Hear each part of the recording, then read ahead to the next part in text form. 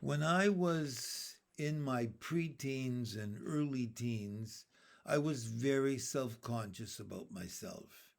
And like many students in the classroom, that self consciousness translated into a lot of giggling.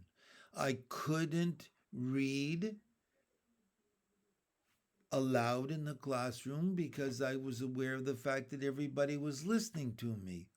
I couldn't make a speech or recite a poem because I would giggle, because I knew everybody was listening and watching me.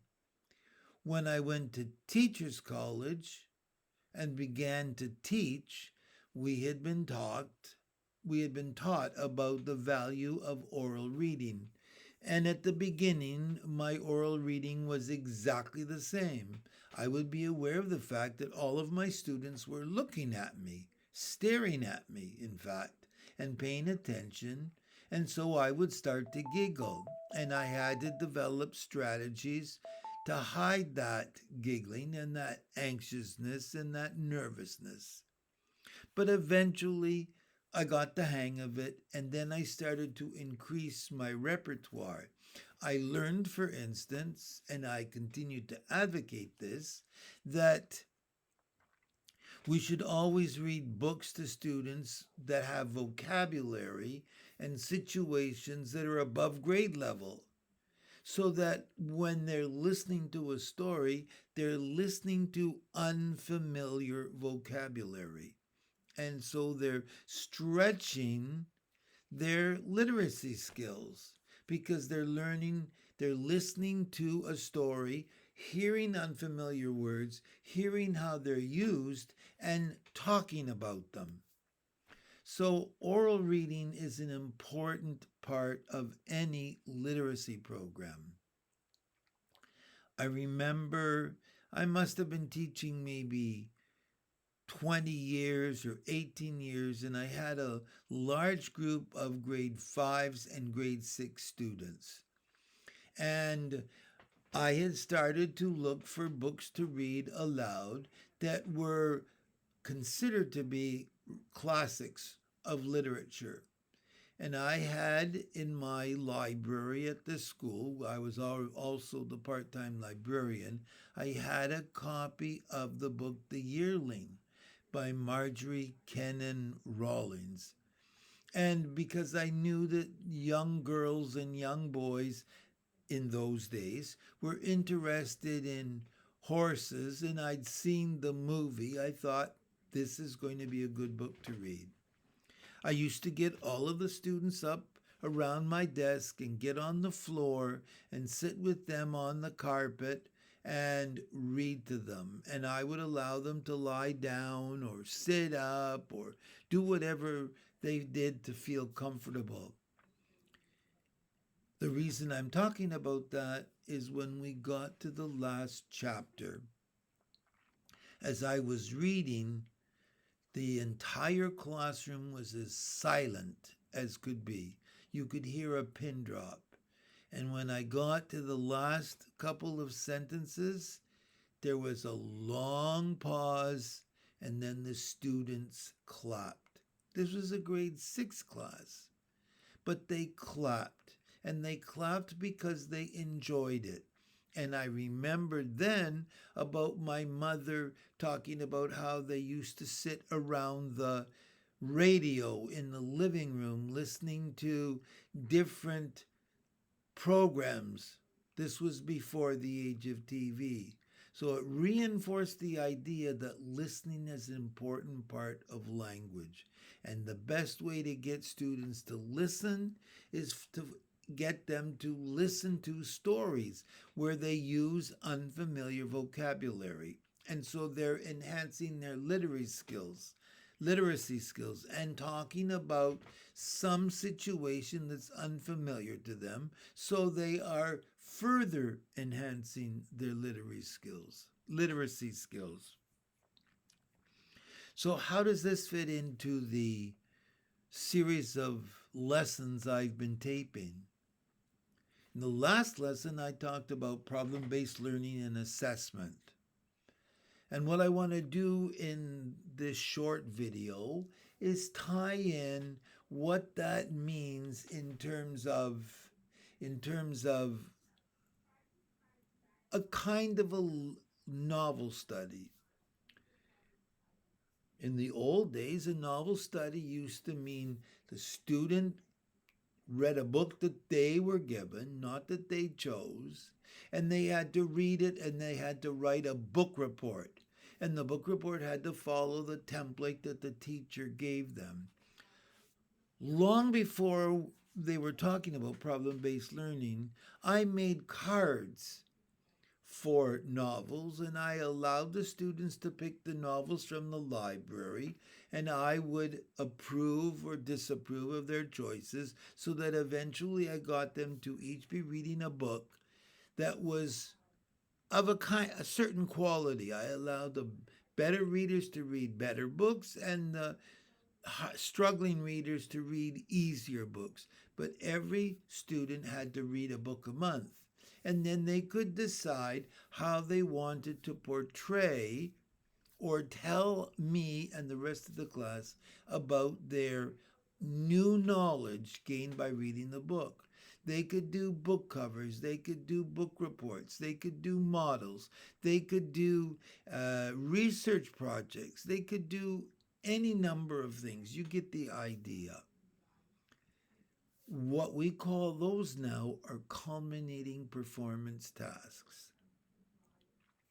So I want to use a book that, if I were in the classroom today, would be a wonderful book to read to a group of students. And I'm choosing this book for a reason, because it has so many different branches to it.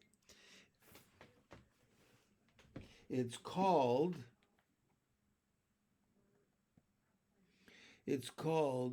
Brown Girl Dreaming by Jacqueline Woodson. Jacqueline Woodson is a black novelist in the United States who's written a tremendous number of books for teenagers and preteens about the black experience. Brown Girl Dreaming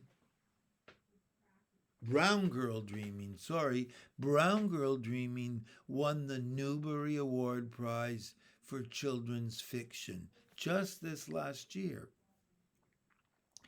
In the book, she uses poetry and vignettes of her growing up and her family moving north from the south and finding their way in Chicago. It is a beautifully written book, and it is very moving because so many things that she writes about, as I read it, and I just read it not too long ago, reverberates with what's happening today. It talks about poverty, it talks about hunger, it talks about homelessness, it talks about separation from family, and so forth. So if I were a classroom teacher today and I was going to use a book like that, I would use a book like that to read aloud to the students and think about and talk about what she was painting in words.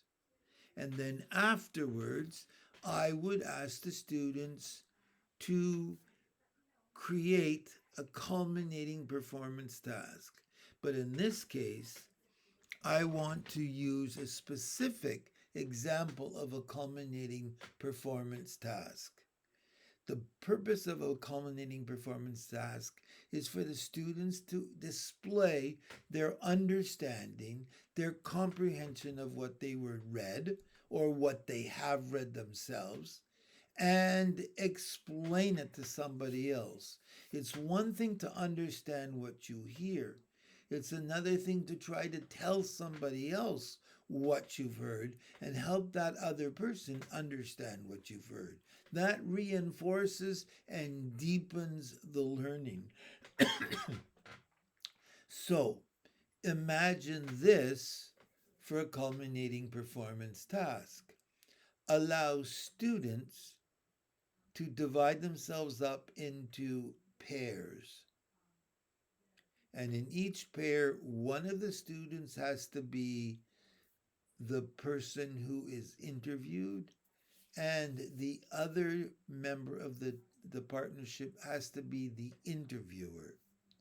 And the interviewer writes questions of Jacqueline Woodson that are based on the reality of her experiences growing up. And the other student has to answer them. So, how do you make it possible for everybody to display their new knowledge? Today's teenagers and preteens are all involved in websites like TikTok and YouTube. TikTok is a better example because it's aimed at young people. So you have the students videotape. So in actual fact, you can have it can be a team of three, one to interview, one to answer the questions, and one to do the videotaping.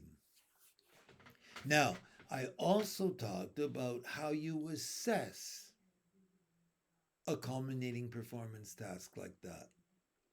So, what are the things I, as a teacher, should be looking for? Depending upon the age and the grade, I would want to make sure that my students speak properly.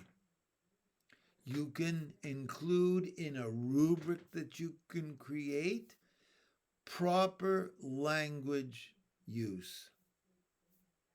So the question has to be asked in a complete sentence and the answer has to be answered properly.